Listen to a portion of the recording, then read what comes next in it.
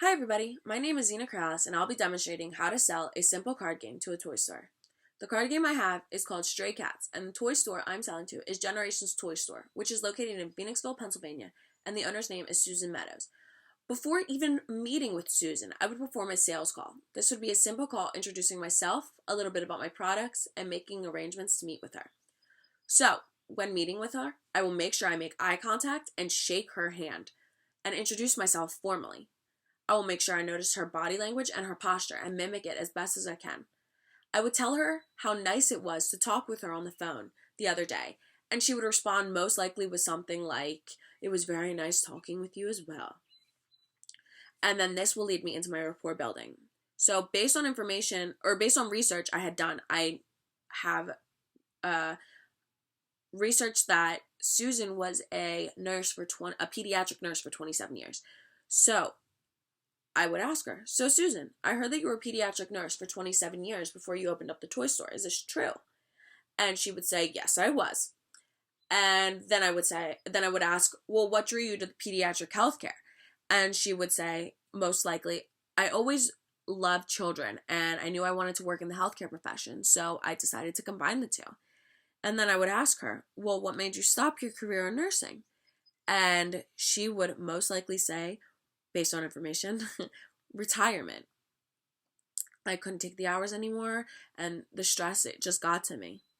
So then I would ask, "Well, what made you go from a healthcare professional to owning a toy store?" And based on information I had already researched, she would most likely say, "Well, I inherited the building from my grandfather. He used to run and operate a drugstore out of this building in 1929. I knew that after retirement, I would want to open up my own business, but I didn't know what. I knew that it would have to be child oriented though, because I have multiple grandchildren. So when I would hear that, I would think of a big family. So I would ask her, "So does that mean you have a large family?" And she would say, "Yes, I do. I have 4 children and 9 grandchildren. Family is very important to me." So, 3 of those questions I already knew from research, from her social media. Now, after asking all of these questions, I would then proceed to tell Susan that I have much respect for healthcare workers, especially pediatric healthcare nurses.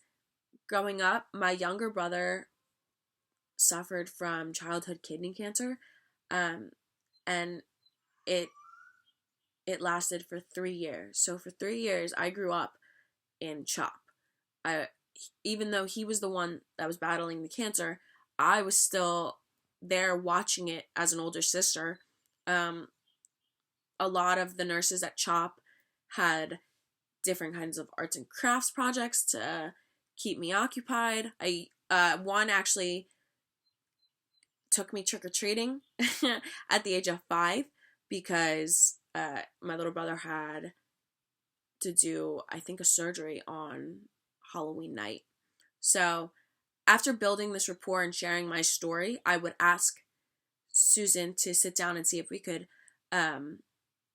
continue our conversation from the phone call that we had earlier in the week. Now, after I set her down, I would first ask her need determination questions. So my first one would be, what is your target market and who are your typical clients? And she would say mostly mothers, ages 25 to 35. And then I would ask, well, how big are the families? And she would say they usually are families ranging between 2 to 4 kids.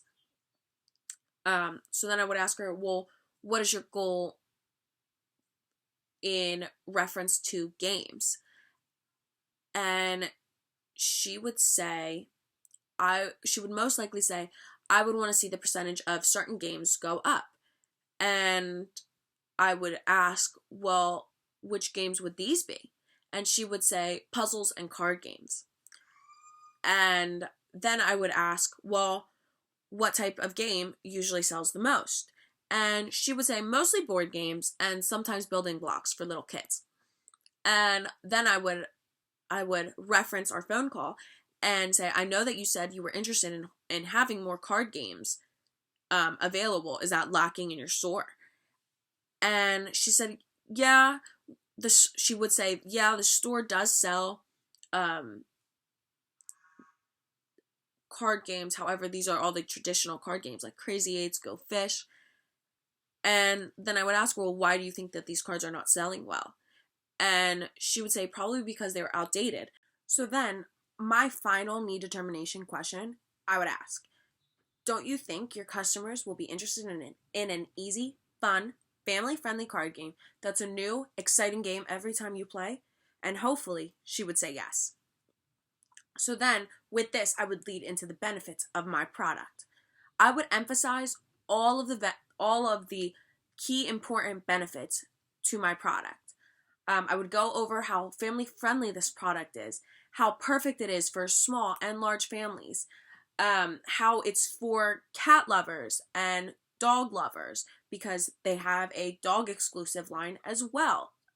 I would also emphasize that one of the best parts about this product is that it leads to repeat customers because there are expansion packs offered. So not only do they have a cat version, a dog version, there's also expansion packs for each version as well. There's 2 expansion packs and a holiday edition as well. Now, these expansion packs add to the game and they switch up the game every time. So people are going to want to buy every single expansion pack. After this, I would also mention that because every unit is the size of a deck of cards, it saves shelf space for other products and other toys. And I know just as well as Susan does that her shelf space is very limited, and that means it is important. So the smaller an item it is, and the more the more profit it makes you, that's a good product. So that would lead me into the amount of money that they sell for retail typically, and how much we would sell them to her for wholesale. So they're usually $25 for the original pack, which you need to buy before you buy any type of expansion pack. That is $25 retail, but we would sell it to her wholesale price at $12.50, where every expansion pack is sold at retail price $17, and we would sell it to her for $8.50. After explaining the price breakdown to Susan, she, just like any other prospect, may have some objections or concerns. So one objection she may have would be, what makes you think that Stray Cats will sell if none of my other card games sell? I would explain to her that Stray Cats is a very diverse, family-friendly game. This is a totally different game. It's new, it's fun, and it's a very short game. So she may come back with another objection and say, well, the wholesale price is a little too pricey for me. And I would make sure I assure her that this game will not only make more sales, but grow her customer loyalty with the expansion packs. The buyer will have to come back to buy each expansion pack after they come out, and they had already had to buy the original Stray Cats or Dogs game. This card game, I would make sure I tell her that this card game is an investment. It creates customer loyalty. If after that she still has any concerns or doubts, I would compare it to a popular board game or a popular card game, Apples to Apples. Apples to Apples is a direct competitor to Stray Cats. It's marketed towards, or it's for a younger age base, and it's very popular.